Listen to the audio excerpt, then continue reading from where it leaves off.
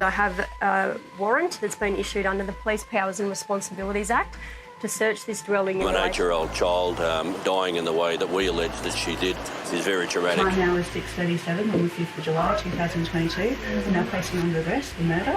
In my nearly 40 years of policing, I haven't been faced with a matter like this, and I'm not aware of a similar event in Queensland, let alone Australia. 8-year-old Elizabeth Rose Strews had type 1 diabetes. On January 7th, she died at her home in Toowoomba after her parents, Kerry and Jason Strews, allegedly withheld life-saving insulin. It will be alleged that the 8-year-old child suffered an underlying medical condition and was denied treatment for that condition over a period of 6 days. Her parents were charged in January with murder, torture and failing to provide the necessities of life. But police believe they didn't act alone. I'm now going to place you under arrest for the murder of...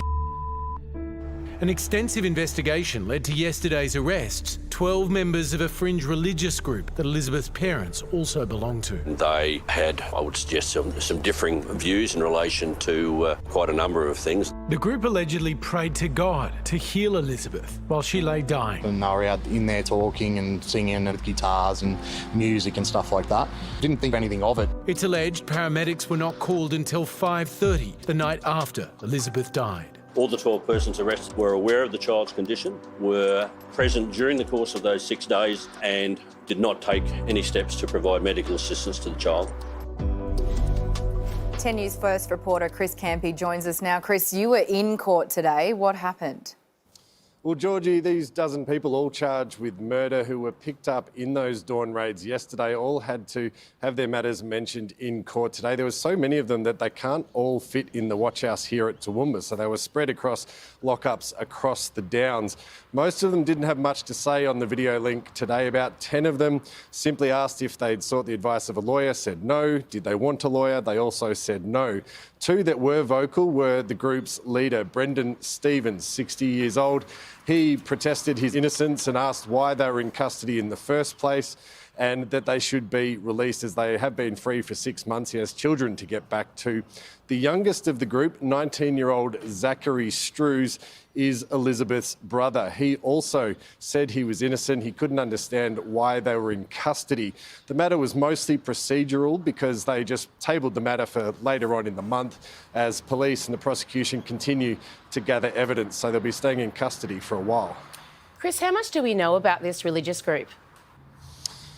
Look, they're a very secretive group. We know that they are led by Brendan Stevens. We know that the group calls themselves the Saints, but effectively they're made up of about 3 families that gather for Bible study, and they stay in homes around Toowoomba that are all fairly close together, and they do keep quite secretive, other than the children who are expected to communicate or to preach to other children that they might meet at school.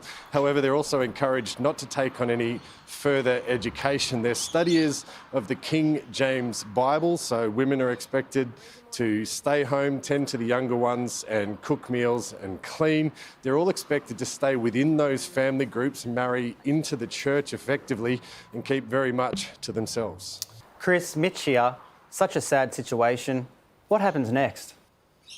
Mitch, it's horrible, and it's affected everybody who's been involved in this case, from those paramedics who turned up and found the little girl, to the community, to the neighbours. It really has shocked everyone that a little girl could be left so vulnerable, as police alleged that she was.